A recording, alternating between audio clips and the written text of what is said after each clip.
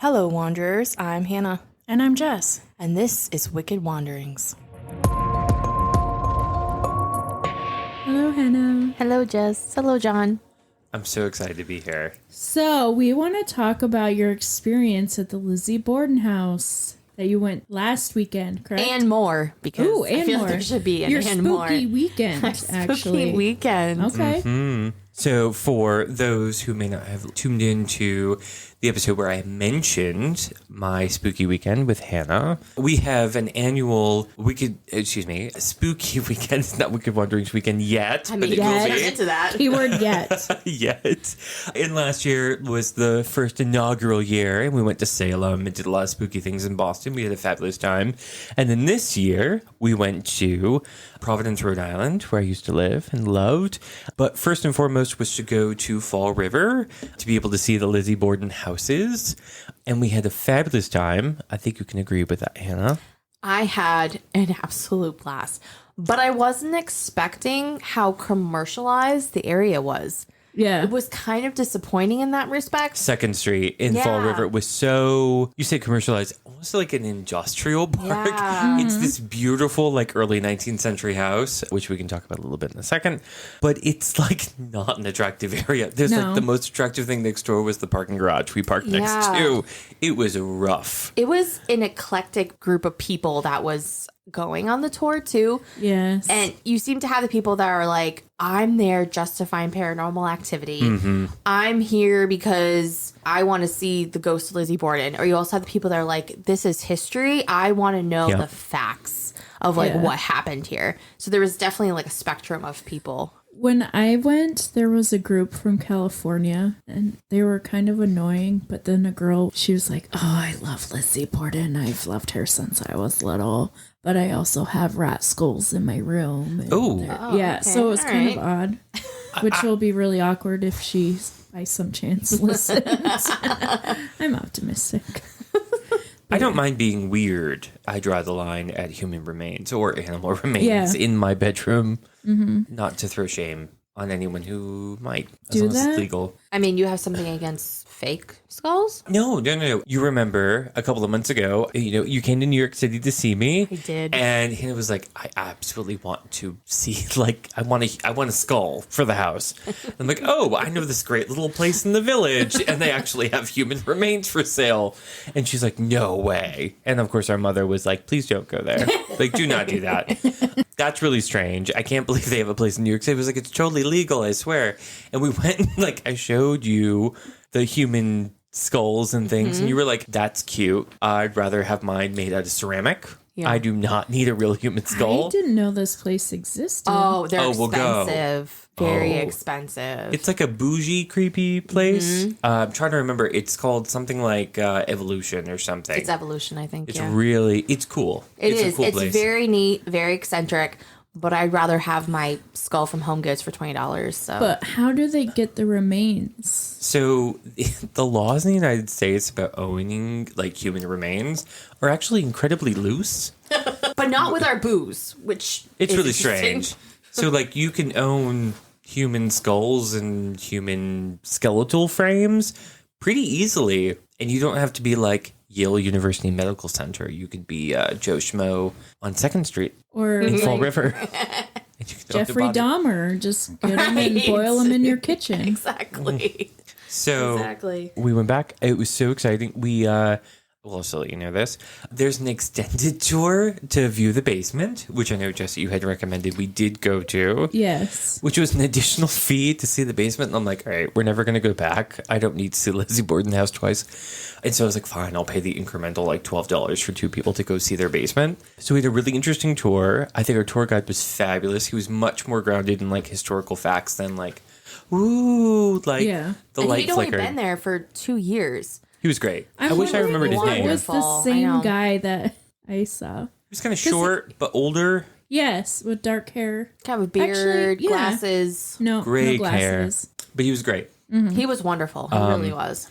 And what I really appreciated was that he kind of laid down, here's the front parlor, here's the family parlor where Andrew was murdered, here's the staircase, all right, that's the guest room. Like, you could kind of see somebody laying on the floor if, like, the blankets weren't long, but then he really defined this door between Lizzie and Emma's rooms and the room where Andrew and his wife lived was completely cut off. Like, it was like a duplex.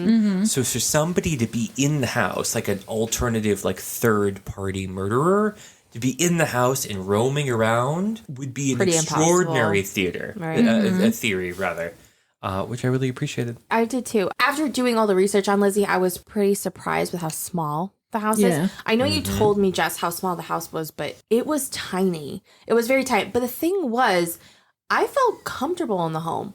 You would.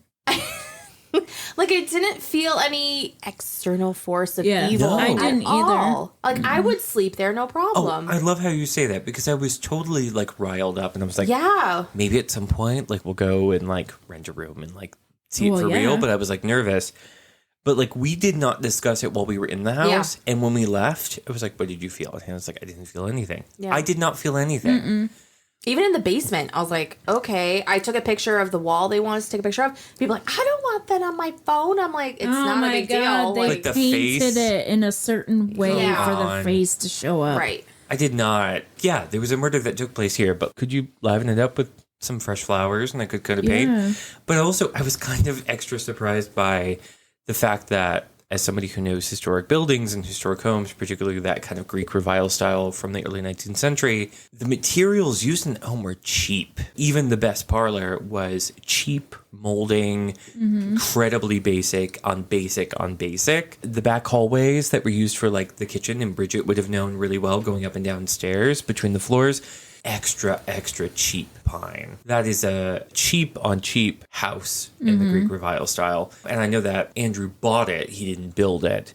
But it was like an extra invitation of, like, this was a cheap house. And if I knew that my father was worth a few $1 million, and I thought we should be living up on the hill on Highland Avenue, and we were living in this really extraordinarily cheap home in a middle-class area of people I believe were below me, which were the Irish Catholics, I'd be really upset too. So it was an extraordinary tour. What I appreciated that you actually pointed out, so we are all about the pear trees, right? Yeah. All these people eating pears. Trees. The tour guide gave this absolutely wonderful rendition of how John Morse gave this whole spiel of why he was in the house, how he would never be the person to murder anyone, and then had a couple pears. Jonathan pointed out the pears in the kitchen, which I didn't even notice. Yeah. What I think is so interesting is that one of her alibis was like, oh, I was out in the barn eating pears 4 hours. Great. Fine. But Uncle Morse is also seen by a member of the police after the murders have taken place, and there's a crowd around the house on 2nd Street. Calmly eating a fucking pear. Like, and he said, I had one pear.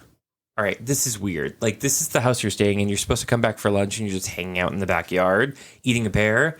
And there's documented testimony from police officers saying he didn't have one pear. He had at least 3 pears. Like, that's a lot of fiber. Yeah, leaning against a tree eating 3 pears like a weirdo. But in this kitchen that they renovated, I don't know if they did it on purpose or by accident. I hope they did it on purpose. This, like, early 1990s kitchen that they put into the house. There's pears on all of the cabinets. So that's how you open them, is with pears. It was a beautiful like the handle. kind of it's weird. tribute to the pear trees that used to be in the backyard. I didn't notice that. Yeah.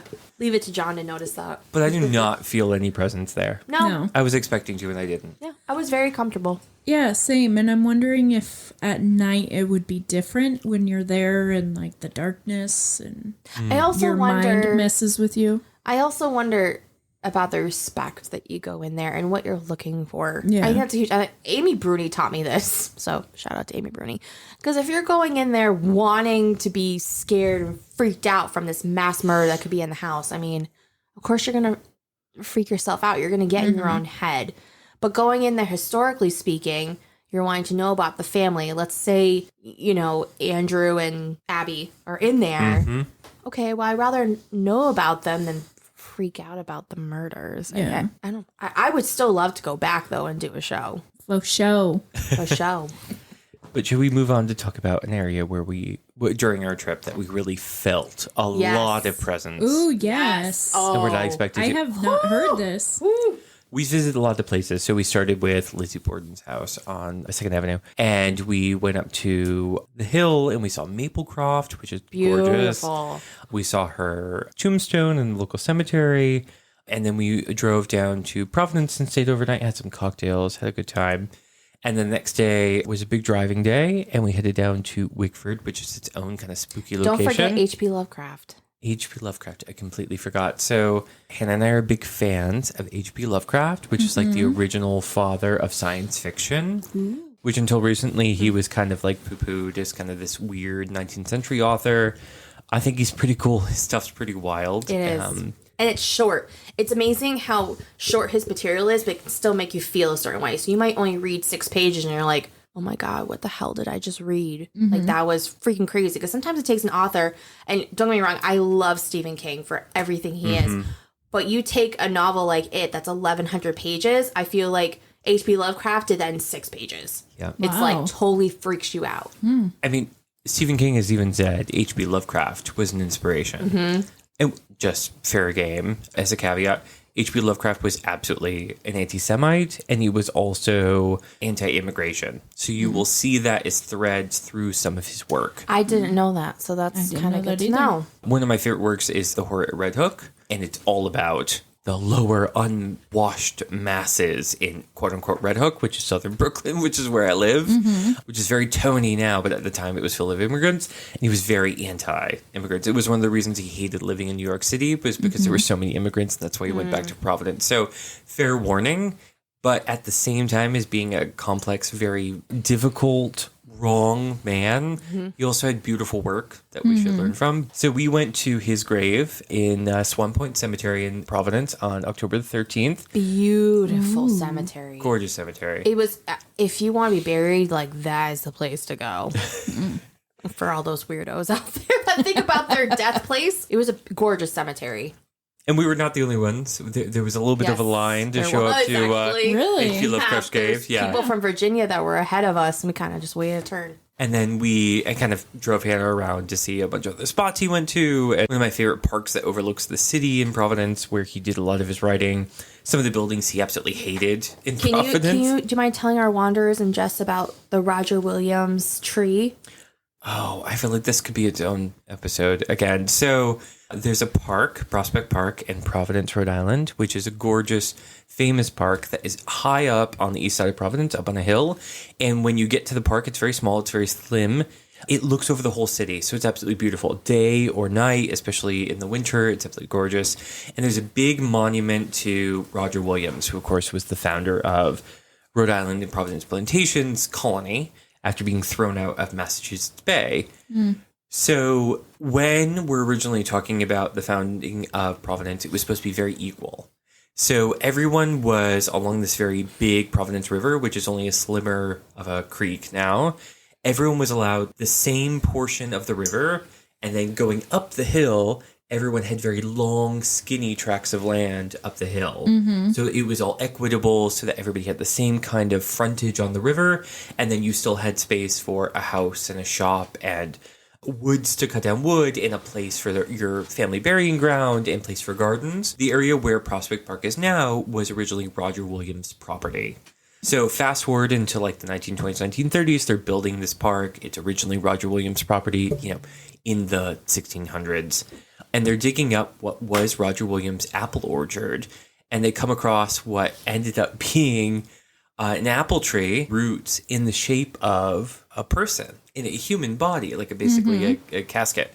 So what had happened was the apple trees, the orchard on Roger Williams' property had basically scurried into the family burying plot, including the casket of Roger Williams, the founder of Rhode Island Colony, and had kind of subsumed his body. Oh my God. So when they dug it up, Roger Williams is now a whole bunch of very lovely looking varnished applewood. And it's now located, when they were creating the park, it's now been subsumed and moved over to the local historical society. That's crazy. Isn't that It's crazy. Talk about living forever. Now Right? you're Enough Furniture. Yeah, basically. But it's a gorgeous park, and it adds to the legend of H.P. Lovecraft, like sitting up there on the park and like writing amazing stories that are super weird. I love him. And then we drove down to, as I mentioned, Wickford, which is creepy and cute and lovely seaside town in its own way. We went over to Mercy Brown's grave, who was the, quote unquote, the first American vampire. Poor girl had tuberculosis, but they dug her up, put her down, dug her up, put her down, dug her up. Anyway, just right off the road. Well worth the visit. And then for a very early dinner. Wait, so can I talk about Mercy Brown for a second? Oh, I'm sorry. Go ahead. That's okay. So I feel like Mercy Brown was in a location I didn't expect her because it was just this tiny little cemetery and this tiny little church.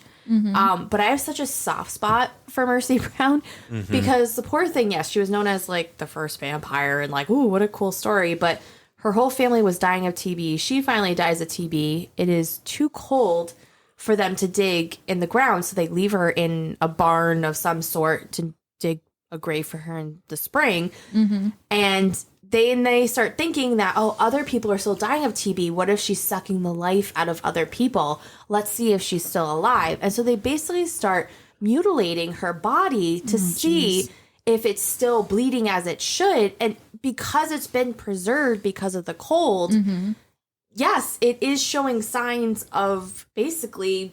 she's been frozen. Yes. Yeah. Yes. So no decomposition. She's been preserved. Exactly. She's been preserved by freezing of a New England winter. They, for some reason, don't get that. They're getting their own heads, and medicine's not like it is now. And this poor girl's body is mutilated. She's like, oh my God, we have to...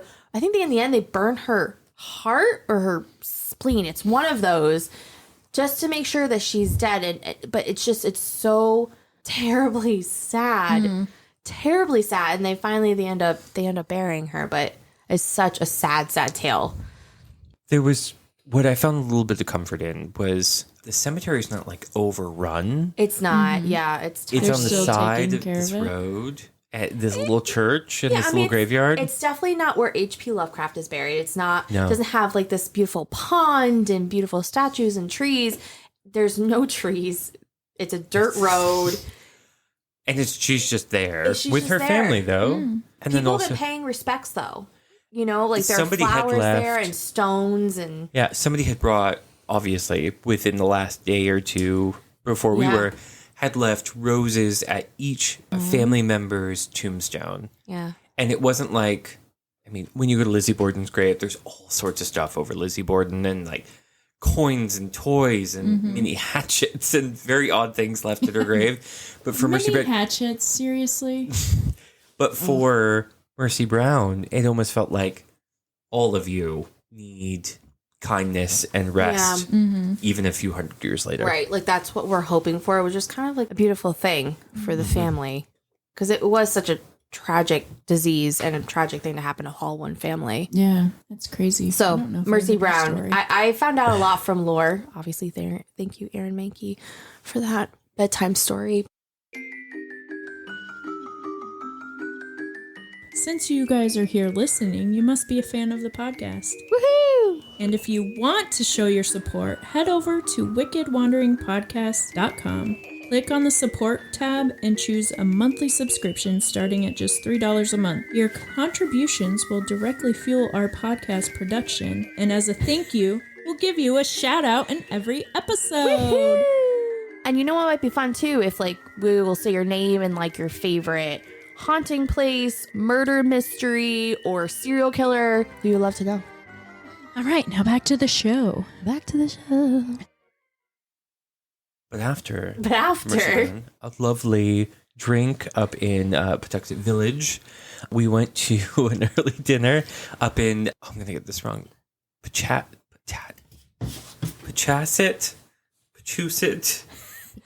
A place in Rhode Island we've never heard of. Pachusett. I'm so sorry if you live there, but I don't know where this is. Continue without me as I look up the... No, we need to know the name. Don't put me on the spot. Just talk. So the Tavern on Main was originally built like in, I think, the early 18th century. It's like a stagecoach inn. And apparently it is known as the most haunted building Chepachet. in... Chepachet. There we go. Chepachet. Known as the most haunted building in Rhode Island. Is this the one where you wanted the booth with the ghost? Yes. And So is this where you had the got creepy feelings? so You got the booth? Nice. I was very grateful because they said it could only be used for 4 people and we're only 2, but we had dinner at 4:00. So But they didn't tell us it was the haunted booth. no, I had requested it. We and weren't I sure if kinda- we got it. And it wasn't until we were sitting down having a glass of wine that they said, yes, this is the haunted booth. But we felt things before they confirmed it. So when they sat us down, my brother sat on one side. I sat on the part of the booth that's on the wall. Yes. In a corner. And I was like, okay, this feels a little weird. Like, I'm feeling a little funky. And so I actually asked the waitress, I was like, so which one's the haunted booth? She's like, you're sitting in it. I was like, okay, that explains the really weird feeling I'm getting right now. And I was like, well, do you know the name of the ghost? Do you know anything about it? And the poor thing, like, it was only like her second year. She was a lovely waitress. Absolutely lovely. She's like, let me find out some information for you. So she comes back and says, her name's Elizabeth or Beth. And I was like, okay. I'm like, she is definitely She was in definitely the corner. next. So I actually scooted over. So I was kind of like, my brother was in the middle of his Side of the booth, yeah. and I was kind of pushed over, and I was like, you are welcome, Beth, like as long as you want. I We're was having like, shrimp cocktail and a glass of wine. Order you what you want. right. I was like, you just chill, listen to our conversation. It actually got to a point, and I didn't tell John this during lunch, where I thought I had to get up because it was such an overpowering feeling to where, I don't know if this is normal, but I actually felt the feeling up until the next morning. Like, I had Really? breakfast and I was like, okay, is this going to Yep. dissipate? Like, what is going on? And then finally it left, but it was heavy. And Not they evil, don't- just heavy. And what I kind of appreciate is it's kind of just a local place. Like, they don't ratchet it up like the Lizzie Borden House or Salem, Massachusetts, or any other haunted location. It's just kind of like a wayside place, and there weren't a lot of... A lot of locals. I think it was only locals. We were also there at 4:00. Yeah. And us. And we both, what I appreciated was that we both felt the same presence of a woman in the corner on your side of the booth without speaking to each other. Yeah, because we didn't talk about it till we got in the car. Really? Yeah. I 100% felt something there. But it's in strange contrast to the house on 2nd Street where I Right. felt Yeah. absolutely nothing. And it was like, is there something wrong with me? That's what I thought at Lizzie Borden's house. I was like, is there something wrong with me? Like, am I not feel? And Yeah. then when I felt that at the Tavern on Main, I was like, okay, this is what people are talking about when they talk about a heavy feeling. This I get. This was not at the Borden household. See, that's what I experienced kind of when we did the ghost tour at the Jenny Wade house in Gettysburg. Yeah. It's like, I knew that someone was behind me. Yeah. I could feel there was a presence on the stairs. And so that's what I gauge all my other experiences Absolutely. on. Yeah. Is because I know without a shadow of a doubt Right. I was feeling a presence. And then the difference in the feeling on the two sides of the house. The first one was kind of ominous and creepy, and then the second side of the house was peaceful. Yeah. And so when I go into places like Lizzie Borden and I just don't feel anything. It's so Yeah. hyped up to the point where like, all right, let's feel. But you know what? I bet you like $100 if Maplecroft was open, people would feel something in there. Possibly. You know what I mean? But it's not right now, which I respect. But there's so much hype around the Borden household. It's just, for all of that, nothing. Yeah. I think we should go stay overnight. Then. I'm comfortable with it. And I then got we'll no have problem this with conversation again. it. Yeah. So why is the booth haunted? Like, what is the story of that restaurant? That's a really good question. So I thought it was revolutionary, but it actually happens after that. So America's new nation, and it ended up coming down to a lot of like local politics. So Burr's Rebellion happened around there where one politician won over another in the new state of Rhode Island. The existing politician wouldn't give way, and he sent troops down, and there was a major shootout. A bunch of people got hurt. I don't know if anyone died, but it was just their explanation was that there were a few centuries of life and living over this building, everything from a stagecoach and an inn to a boarding house to a restaurant. It was just a lot of human traffic all over this building, back and forth over years, that created this kind of presence wanting to stay.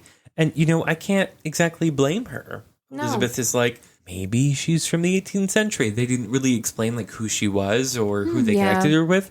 The waitress didn't know much about her. Mm-hmm. Which is fine. Like, I feel like we gave Elizabeth to kind of just be who she is. Like, if you want to hang out here, like, that's fine. Like, that's your prerogative. Mm-hmm. She didn't feel menacing. No, she just had a heavy presence. Like, she's like, I'm here and I'm going to stay here. It's like, okay. Yep. This is my table. You do, girl. The place was so old that I don't know if you've been to the Whately Inn that's in Whately, Mass. Mm-hmm. But, like, when you look up at the ceiling where you have the upper floors, like, it's these bowed pieces of wood that are hanging. It's like, oh my God, is it going to collapse? Like, very, very, very old. Which I kind of can respect a place like that just kind of keeps the look of it. And she just I can kind of respect she just wants to hang around and see what's going on. Right. And what better place to still feel like you're part of the everyday life than a tavern on Main Street. And you can look out the window. She had a great view and she had a corner table. And I think if you can have the locals from a place like that, it feels more like home. Unlike the Lizzie Borden House where you're having people from all over, literally the world. And it's like, ugh, this shame spiel all over again. I don't want to hear this. And they go away, which I don't blame them. They got the wrong story. I know who killed me, Yeah. But with her, she's like, oh, I just want to hear these people are from and hear the local stories and be a part of it again. I mean, what do we know, right? Yeah. But this is what I like to think of. I will also say that when we left, because it was still early, we still had a bit of a drive back to Western Massachusetts, and the GPS kept changing over and over again. And that's an area of connecting Rhode Island to Connecticut to Massachusetts. I do not know. And there's no major highways. So we get on this little back road, and I'm probably a little faster than I really need to. And I'm like, I just kind of want to get out of here. This is really weird. And I'm still feeling a lot of presence from the tavern. And then all of a sudden, my GPS is like, you need to go right. Turn right, turn right, into turn the right. State Park. And there's a giant sign saying, like, State Park XXY, whatever it was called. And so I zoom back around, and I'm like, we're going through the State Park. And Hannah's like, I really don't want to. It was scary. And I was like, we're going to go through it. And we start going through, and it's a little one-lane road with nothing on it. Yeah. And night's coming. Yeah. These boughs of trees just make it darker. Covered the road. And there's a sign that's saying State Park is closed because of Triple E. And we're like... We get halfway down this road and there's a giant block in the road. Yeah, because it was because of Triple E. And I went, oh, no. This is... It's like, this is where the story ends. Wicked Wanderings is now no longer a podcast. It's an unsolved mystery. It's an episode on our podcast. We visited so many creepy places over this weekend, and this is what's scaring us. I'm like, no. I got to go home. But thankfully, like, we were able to get through it, and it was flying down the road, and we finally got to Mass Pike, thank God. That's crazy. It was rough. Yeah. Well, that's awesome. That was our spooky weekend. It's fun. I can't wait for our first annual Wicked Wanderings spooky weekend. I think that's going to start to entail you at some point. We have to. Yes. Jonathan's really good at planning trips. I'll give him that. You plan it, I'll show up. I'll be spooky. Thanks for letting us chat about our spooky weekend on this special episode. Yes. I'm glad you guys enjoyed it. It's awesome. And I don't know how to end this. Editor. Producer. Thanks for listening today. This show wouldn't be possible without our amazing producer and editor, Rob Fitzpatrick, who works tirelessly behind the scenes to bring you the best content. And a special thanks to Taiga Soundprod for providing the captivating intro music, Cinematic Intro 24. And of course, we can't forget the hauntingly beautiful outro music, Rhino's Theme, composed by Kevin MacLeod. If you enjoyed today's episode, make sure to leave a rating and review on your favorite podcast platforms, like Spotify, Apple, and YouTube. Your feedback means the world to us. Also, be sure to follow us on Instagram for behind-the-scenes glimpses, updates, and more thrilling content. You can find us at Wicked Wanderings Podcast. Thank you so much for listening and being part of our Wicked Wanderings community. We appreciate each and every one of you. Stay curious, keep exploring, and always remember to keep on wandering.